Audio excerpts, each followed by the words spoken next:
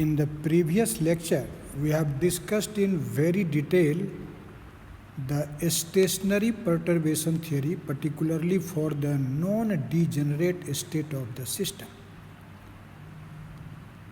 You have actually calculated the energy correction of first order and the second order. But our discussion in the previous lecture was limited to the case of non-degenerate state of the system. Now today we are going to see a very important application of the stationary perturbation theory for the case of non-degenerate state.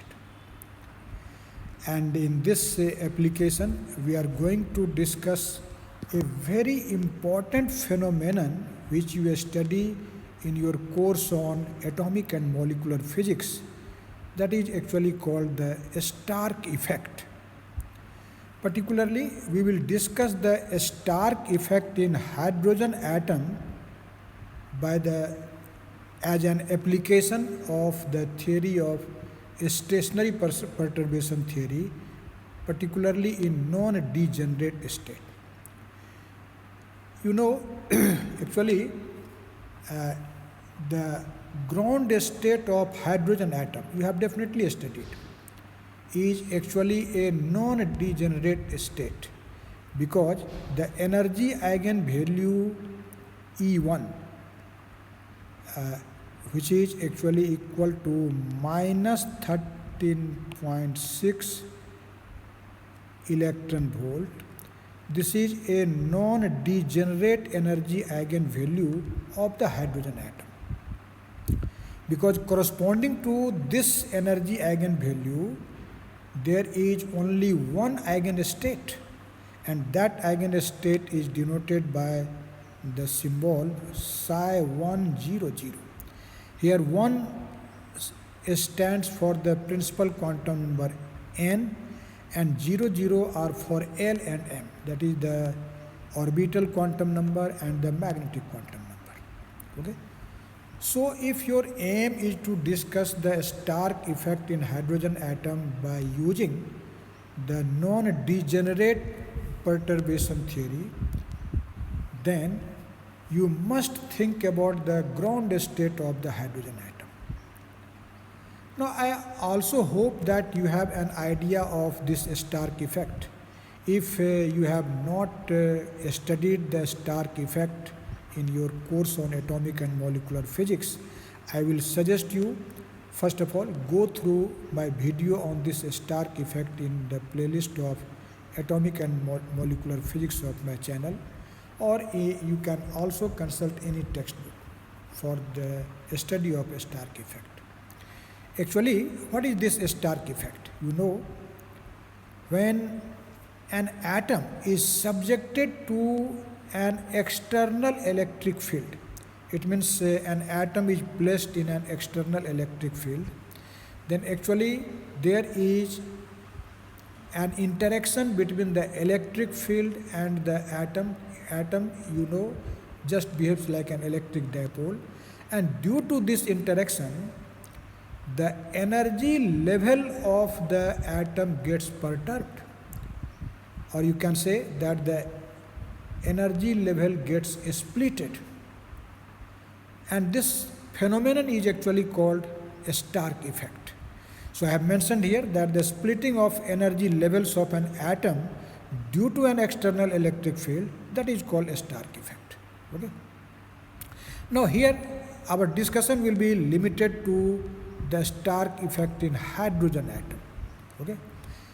In fact, in this video you will learn a very important fact that a linear Stark effect in case of hydrogen atom, particularly in ground state, is not possible. Only the quadratic Stark effect will take place. What does it mean? I will explain later on. Okay. So for discussing the Stark effect in hydrogen atom by the use of non-degenerate perturbation theory, let us consider a hydrogen atom, and let us say that this is your hydrogen atom, and this hydrogen atom is placed in an electric field which is directed in the direction of z axis. We consider it, okay?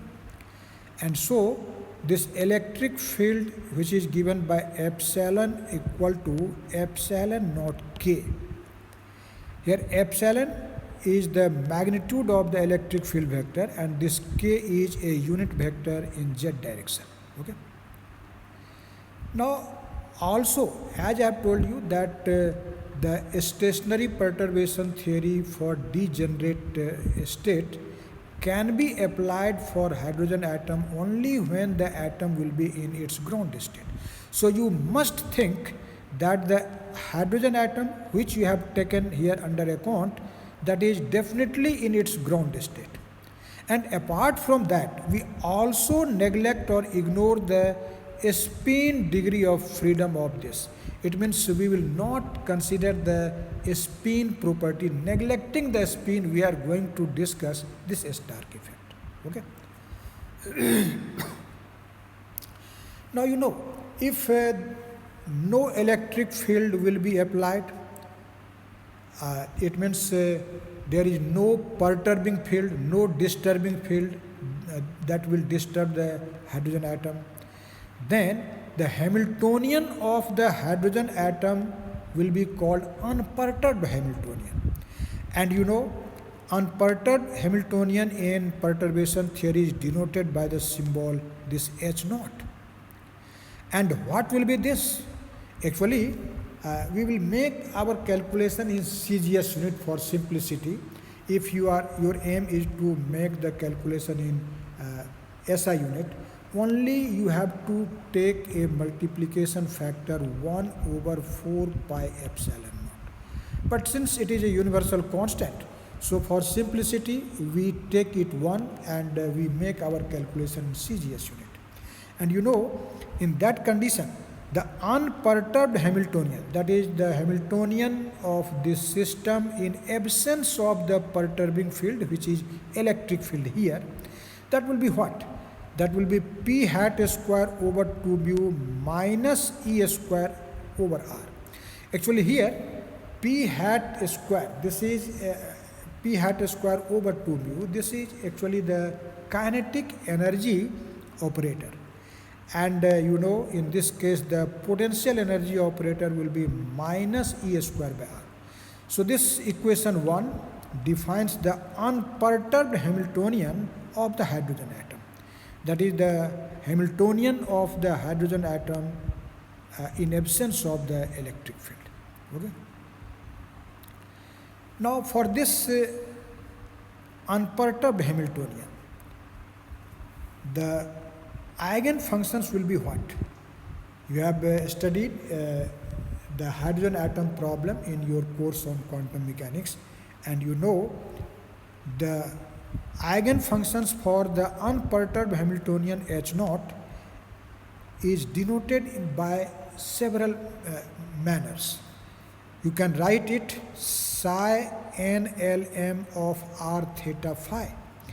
Here you know this n represents the principal quantum number, L the orbital quantum number or azimuthal quantum number, and m denotes the magnetic quantum number.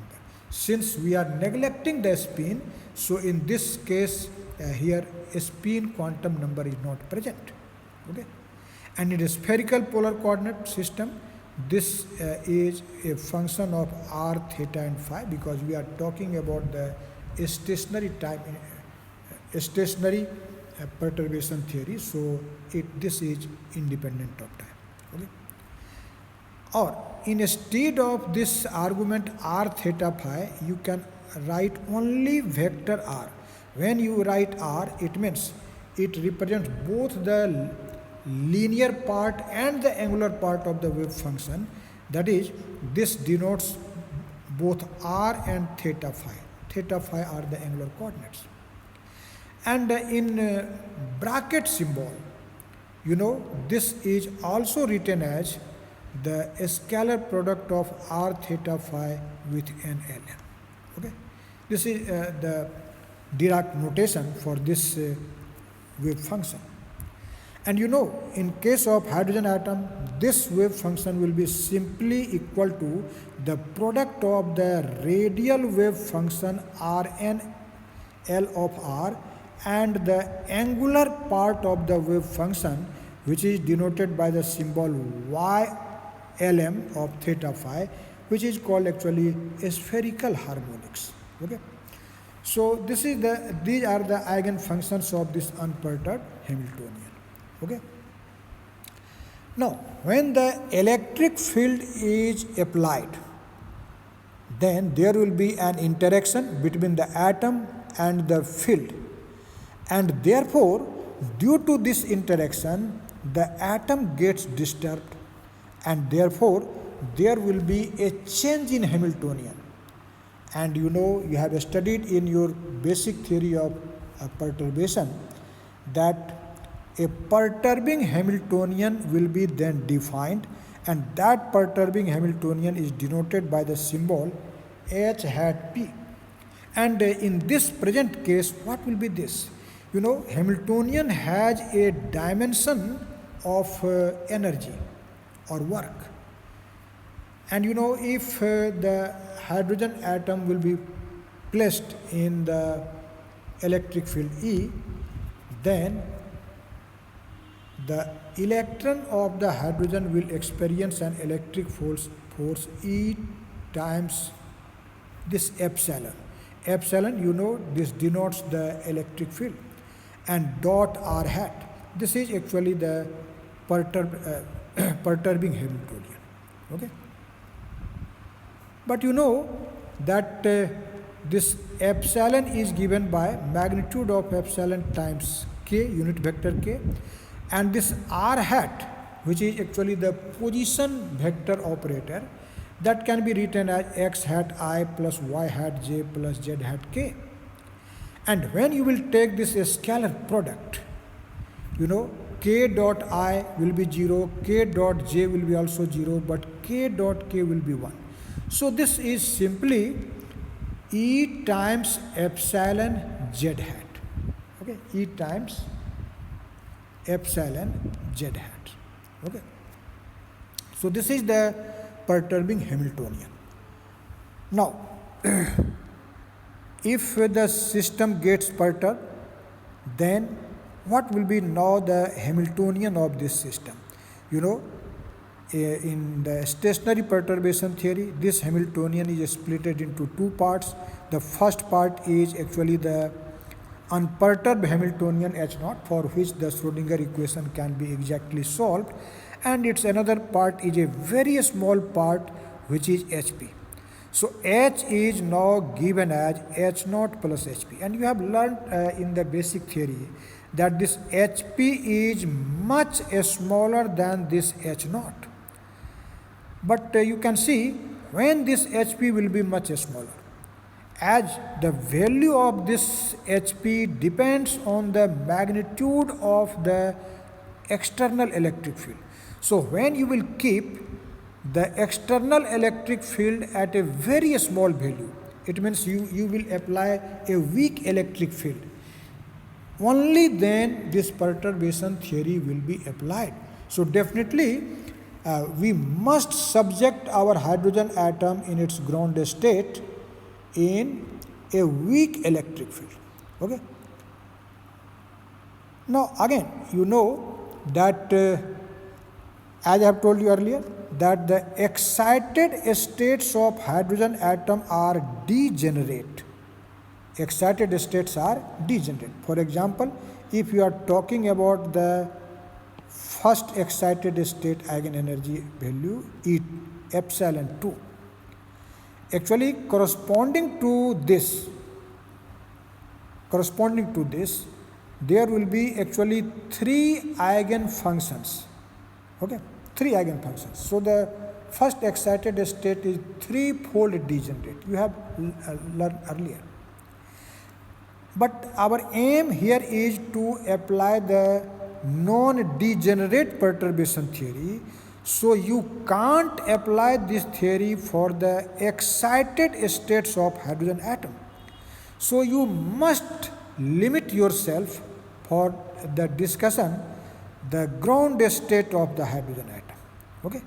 Therefore, I have mentioned that since excited state of hydrogen atom are degenerate, the ground state is not, but ground state is not. So, non-degenerate perturbation theory applies only to the ground state. And what is the ground state wave function? This is psi 100 of r. You know, because in ground state, the configuration of hydrogen atom will be 1s1. 1s1. In first cell, the electron is present in subcell S and number of electron is 1.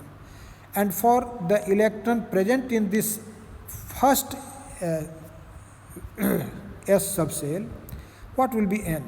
N will be 1. And for S subcell, L is equal to 0. And if L is 0, then M will be also 0. Because for a given value of L, M has 2L plus 1 values from minus L to plus L. Since here L is 0, so its value will be from minus 0 to plus 0. But this statement is correct? Answer is no. You can't say minus 0. Minus 0 plus 0, these are meaningless statements, because 0, is neither a positive number nor a negative number.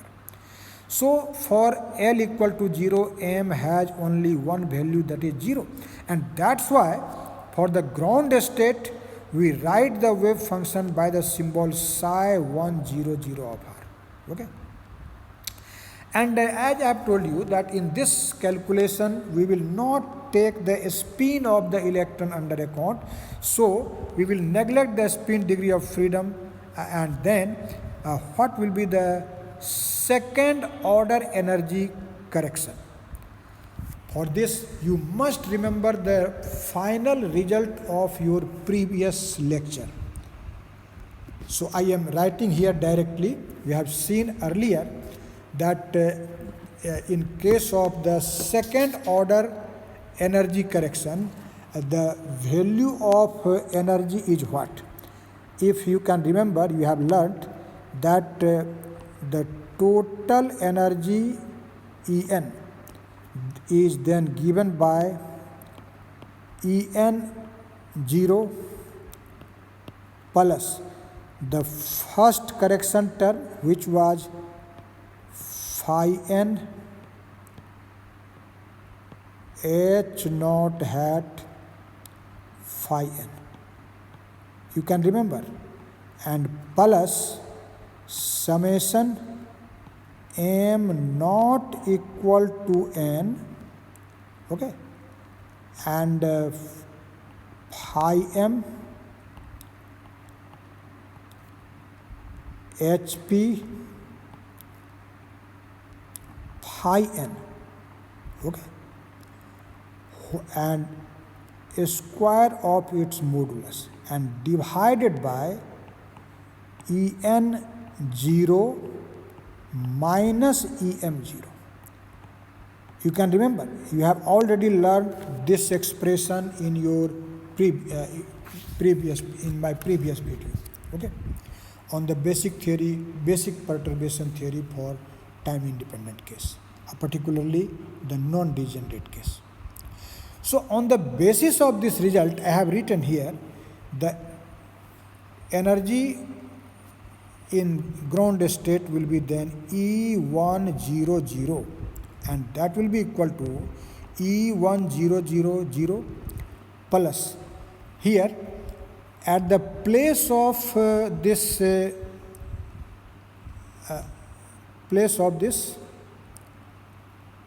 here there will be actually HP, not H naught. This is wrong. There should be HP.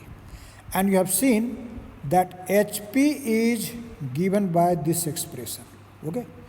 So here E times epsilon is a constant factor, so it is outside of this bracket, and inside the bracket there will be 100. Don't read is at 100. This is in fact NLM. N is 1, L is 0 and M is 0. Z and 1 0 0. This is actually the first energy correction term.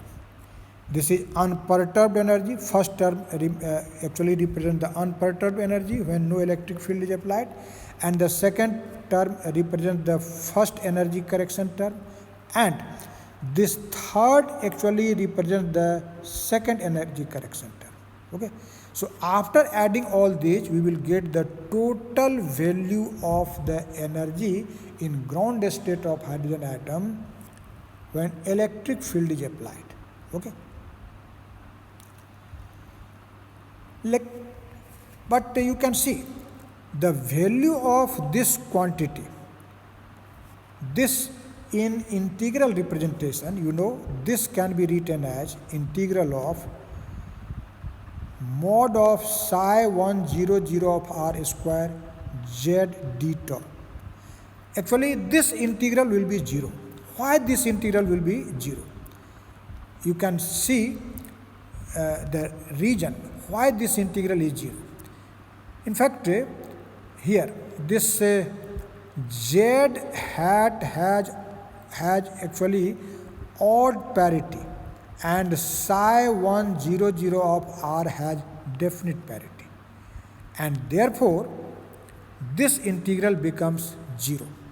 Okay, and if this integral is 0, it means this first term will be 0. The first energy correction term will be 0. Okay, so it is a very remarkable fact that in this condition we can say that there can be no correction term to the energy which is proportional to this electric field epsilon. No correction term. And as there is no correction term in energy which is proportional to epsilon to the power 1, that is proportional to the power 1. Therefore, on this basis, you can easily say that there is no linear Stark effect. This is a very remarkable fact. Okay, there is no linear Stark effect in case of hydrogen atom. This fact is very important for objective question. Okay, but what is the physics behind? This is mathematics. Mathematically, you say that z hat has actually odd parity and psi 100 has definite parity, and therefore this integral will be 0. But what is the real cause? What is the physics behind this? Actually, the physics behind this is that when hydrogen atom is in its ground state, it has no permanent electric dipole moment, and therefore there will be no interaction of the electric field with the atom. Because when the atom behaves as an electric dipole, then there is an interaction between the dipole and the electric field. But in ground state, hydrogen atom has no permanent electric dipole moment, and that's why you cannot think about any interaction between the atom and the electric field, and that's why this term is 0. And therefore, you can easily say that in case of hydrogen atom, there is no linear Stark effect. No linear Stark effect. Okay. Actually, we are left then only the quadratic dependence of this equation 4. Okay, you can see on the electric field, and this is actually called the quadratic Stark effect. Okay, and now you can see what will be then the energy of the hydrogen atom, considering this perturbation, second order correction in energy. So this second term in RHS of equation 4 will vanish, and now the total energy will be given by E100 equal to E1000. This is actually the energy in ground state when no electric field is applied, and plus this correction term. You can see this correction term actually is actually proportional to a square of the magnitude of electric field. This factor actually refers that the Stark effect in hydrogen atom is actually quadratic because it depends on the square of the electric field. Okay, so this is also called the quadratic Stark effect.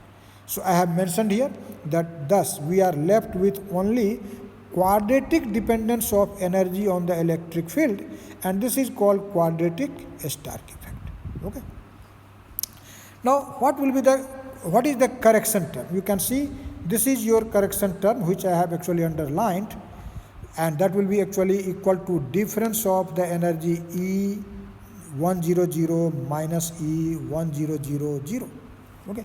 So the correction which is known as energy shift, this if this energy level E1000 was at this level, and now this is the level of E100.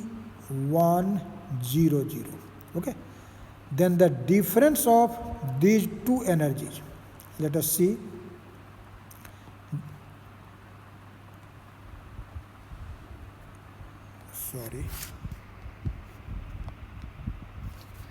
The difference of these two energy will be what?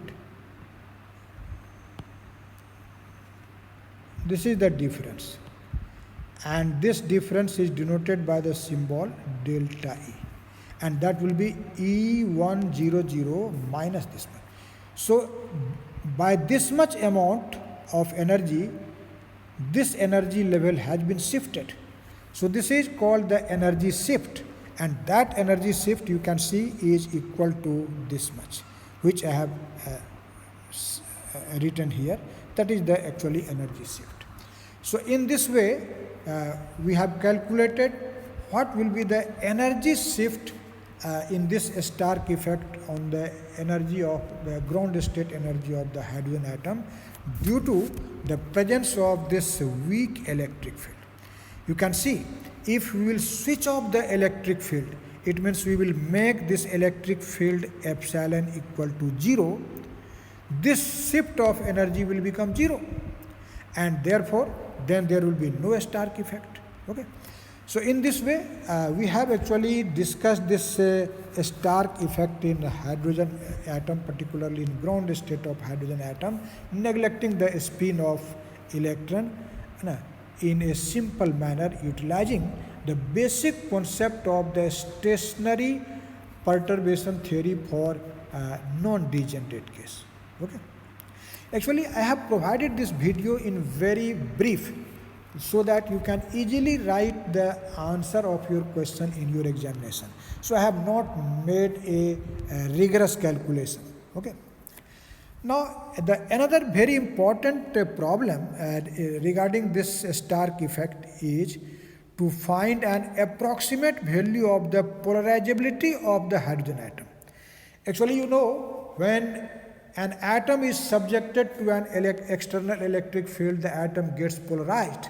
Okay, and a very important parameter is defined regarding the polarization of the atom, that is called polarizability. So how we can actually calculate the polarizability of this hydrogen atom in this case, let us now try to understand. But before that, you must know how this polarizability is defined. Actually, when you place an atom in an electric field, let us say epsilon, okay, and the energy level of the atom gets shifted by this amount delta E. Okay, in that condition, the polarizability denoted by the symbol alpha is defined as minus 2 times delta E divided by epsilon square. Actually, this result is studied in your course on condensed matter physics. Okay, in the chapter dielectric, and I have already provided video on physics of dielectrics. You can watch my video on this polarizability, and there you will find this formula. Okay, so I have written it here directly, that if an atom is subjected to an electric field epsilon, and its energy level is shifted by delta E, then polarizability is defined as alpha equal to minus 2 times delta E over square of the magnitude of the electric field. Now, already you have calculated the value of this shift delta E in case of hydrogen atom, which I have defined here in this equation number 7. So when you will substitute, actually this value of delta E, actually this is, you can also say this is delta E, and this delta E is equal to this much, and that is equal to this much. So let us now substitute the value of this delta E in this equation 8 from equation 7, then you will get the polarizability alpha. So after substituting, you can see alpha will be equal to minus 2E square times this much. I am not giving a reading here. Okay, you can see. Here NLM cannot be equal to 100. Okay. Now our aim will be to find the value of this sum, or a rough estimation of this. Our aim is to find. Okay. Since here we are considering the second order correction in energy, so definitely if your aim is to estimate this summation or sum in equation 9, then you must take an assumption. This can be estimated by assuming that the term in denominator, that is E000 minus ENLM0, this must be constant. And as we are talking about the value of n, which should be greater or equal to 2, because we are considering the second order correction. So in fact we know this E1000 minus ENLM0, definitely this will be less or equal to E100 minus E200, because you know, as you will think about the higher energy level, the energy increases, and so this difference will decrease. Okay, this will decrease, and this will be equal to what? You know, in case of hydrogen atom, the energy in nth level, En is given by what? By which formula? This is given by minus E square over 2A naught times 1 by n square. This is the general result for the energy in an energy level n equal to n. Here n is the principal quantum number. And what is this A naught? You know, A naught is called Bohr radius. This is called Bohr radius. And definitely you have an idea of this Bohr radius. Its value is 0.53 angstrom. Okay, or you can say 0.529 angstrom. So see here, if you will write the value of E100, it means you have to take n equal to 1, and energy will be minus E squared divided by 2A naught into 1. So this is your that term, okay, with minus sign. And minus E200, when n is 2, here there will be 1 by 4, and minus minus will become plus. So this is E squared divided by 2A naught times minus 1 plus 1 by 4. and after taking LCM your result will be this much. This is minus 3e square over 8a naught. So in this way we have actually estimated the value of this term in denominator of equation 9, and this must be less than this, less or equal to. Therefore you can estimate the value of alpha not exactly, but you can say when you will substitute this value of E00 minus ENLM of 0 in this equation number 9, then alpha will be actually less or equal to what? When you will substitute it, 8a naught will be in the numerator and 3e square will be now in denominator, e square will cancel and minus minus will become plus, and therefore you can say alpha in this condition will be less or equal to 16a naught divided by 3 times summation L n L m is not equal to 100 and this much. Okay. But this quantity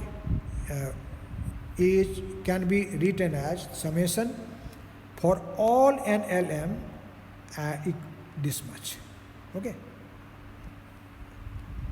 And by the theory of unitary matrix, you can write this value as in this symbol. This is bra 100 z hat, and you know this is unitary matrix I and z hat 100. Okay, but this is unitary matrix, so it will be 1, and since it is 1, so this is in fact the expectation value of this z hat square, okay, with respect to the state 100. Okay. In fact, when you have derived this result, actually before that you have to make two assumptions. The first assumption you have seen earlier, that this quantity is 0, and apart from that we also considered that this set n ket NLM is a complete set. Okay, so set of this state is complete. So making these two assumptions we can derive this result. Okay, now as you know, z is equal to r cos theta. In a spherical polar coordinate, this is theta, this is r, this is z, and this z is simply the projection of this r along this z axis.